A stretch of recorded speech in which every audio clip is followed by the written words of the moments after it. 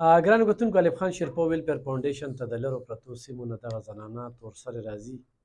یو خبره در په ډاګیزه کوم، زه خپله صحافي یم، صحافت کوم، ورسره سوشل ورک هم کوم. الحمدلله په سوشل ورک کې ښه زبردست کار وکړو، د خپل رب نه ته جوابدي یو او د خپل ضمیر ته هم جوابدي یو، مطمئن یو. دی د لرو پرتو سیمو نه دغه زنانه راځي، موږ یې نور نه پېژنو چې څوک دي، د کمې دي، دا ځای ورته څوک وښیي، د دې درد نه یې خو شړلی شي نه.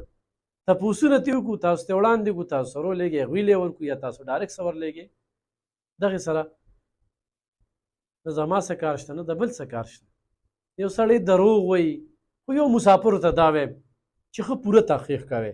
خو تاسو ته څوک د ودونو اپر درکوي یا د ودونو په ذریعه سره خبرې کوي، نو غوره ډېر پراډیانې زنانه هم راوتلي، دا خبره مې یاد وساتئ. او ډېرې پراډیانې زنانه بیا د میکونو والا سره ملو شوي دي، هغوی په مختلفو طریقو باندې په دې کې برخه اخلي. نو په دې باندې ښه سوچ سمج سره کوئ. څو پورې زما کار دی، زه پرې د خلکو نمبر ویم، خو نمبر ګنټه پس بند کړي، نو خو ما ته څوک رالیږي، نو داسې به یې ورته شمېرم. دا زنانه چې راغلې ده، نښه بچي دي، او دی ما له څلورم پنځم ځل دی چې دلته کې راځي. دې ځای نه خار سوړلي دي، پیسې هم وله راغلي. بیا راله په دې مقول ما ته یو خواست کوم د جمعې په مانځه کې په دې باندې بحث مباحثه وکړي چې امت زیات کې، خو دومره چې د لاس لاندې دي وي، چې په هغې باندې دنیاوي علم نشي کولی، خو چې دیني علم خوب یې وکړي که نه، نو دلته دومره بچي چې هغه باندې دیني علم هم بیا نه کېږي. هغه سړو ته هم زه دا وایم چې لږ احتیاط پکار دی. تاسو ګوره څومره غټ خلک یا دغه د رزق وعده الله پاک کړی دی، کې خبره نشته دی، خو الله پاک انسان له سر سترګې هم ورکړي دي چې منډه نه وې، محنت نه کې.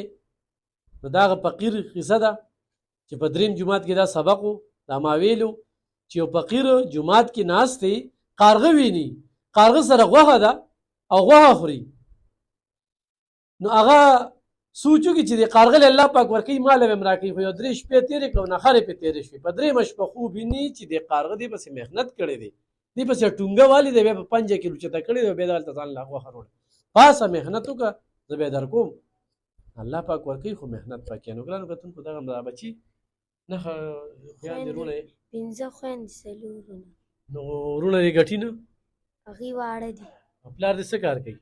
مزدورۍ نه وتې. څه؟ مزدورۍ نه وتې. د مزدورۍ نه وتېرې؟ مزدورۍ نه وتېرې، وځي به نه؟ ښه ته ووایه چې کور هم خپل دی؟ په کرۍ. په کرۍ دی. نو څه ګټه وټه هم څه ده دې وخت کې؟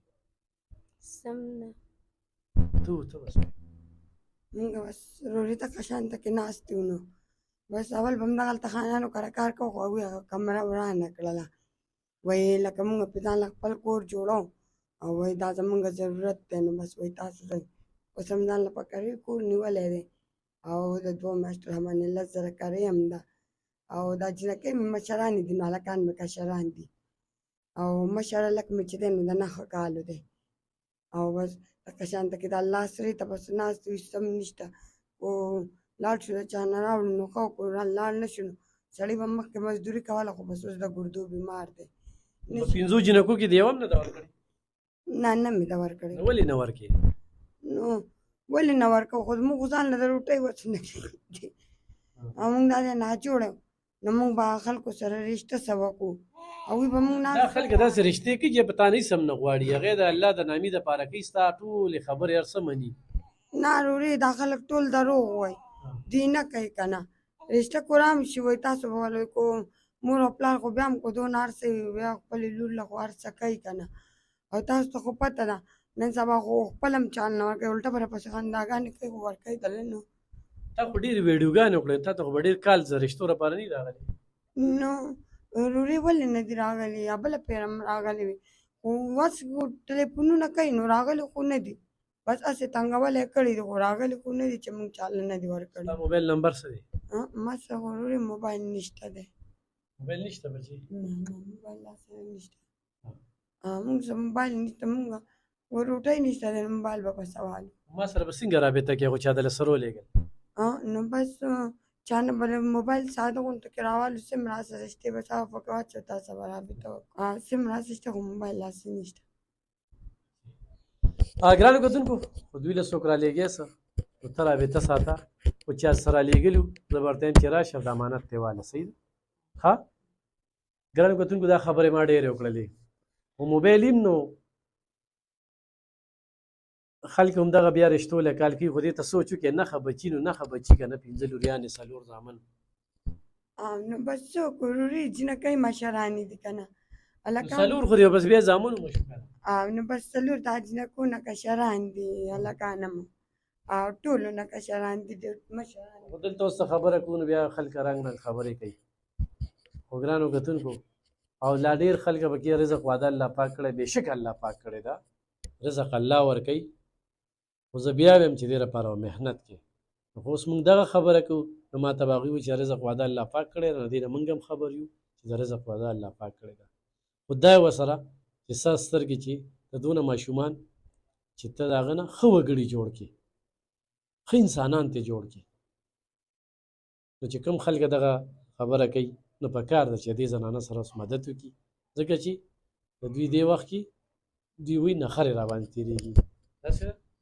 وروري موږ سره همدغه ما دا ماشوم ته سره چم پخ کړی په یو پیالې چې وروتو او دا زموږ د ګاونډۍ ماشوم چې نه هغې نه موږ دا کریله دا پیسې په اخیستې یو پیاله چیرې وتې نانور وسو نو بس داسې به ناستې وروړي زموږ راتلو پورې نو دا سړی دې څه کوي نو هم هغه د ګردو بیمار دی خو غریب ډېرې په ګټي بس دغه 700 روپۍ راوړلې او ګرانو کتونکو مدد ورسره کوئ د نښو بچو ته وګورئ د نښو بچو دا په خپل نظر کې وساتئ او تاسو ته مدد وکړو دوی له به ضرور رسي ټکه په ټکه به رسي دا مې سره وعده ده او بیا درته وایم چې زه هرې ګڼم بل را باندې صاپې نه دي بل راته داسې جټکه میلاویږي الحمدلله ښکلې ژوند تېرېږي خو د چو سره وخورو خو د ساګو سره وخورو خو سپورې وخورو نو ډېر ښکلې ژوند تېرېږي د دې درد ته څوک راځي زه یم چې بېنوا لاړ نه شي ضرور ورسره مدد وکړي